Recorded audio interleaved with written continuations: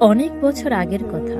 বাগদাদের এক ছোট মহল্লায় হাকিম নামের এক বৃদ্ধ কোমর বাস করত।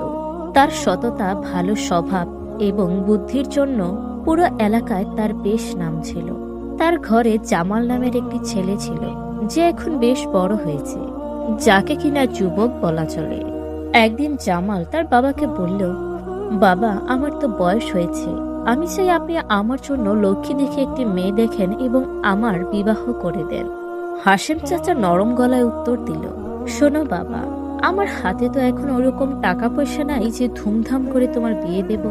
তবে একটা কাজ করো, কাল সকালে আমাদের গাই গরুটা নিয়ে শহরে যাও। যদি তুমি এটা ভালো দামে বিক্রি করতে পারো, তাহলে বুঝবো তুমি এখন সংসার করার উপযুক্ত হয়েছ। আর ওই টাকা দিয়েই আমরা তোমার বিয়ের আয়োজন করব। বাবার কথা শুনে জামাল খুব খুশি হলো। পরদিন সকালে সে গরুটাকে নিয়ে রওনা হলো। শহরের বাজারে এক মোড়ে গিয়ে সে দাঁড়ালো। সে এদিক ওদিক তাকাচ্ছিল ক্রেতার আশায়। এমন সময় এক লোক তার কাছে এসে বলল, কি মিয়া, এই ছাগলটার দাম কত? জামাল অবাক হয়ে হেসে বলল, আরে ভাই, আপনি কি গরু আর ছাগলের তফাৎ বুঝেন না? এটা গরু, ছাগল না। আর আমি এর দাম চাই 50 দিনার।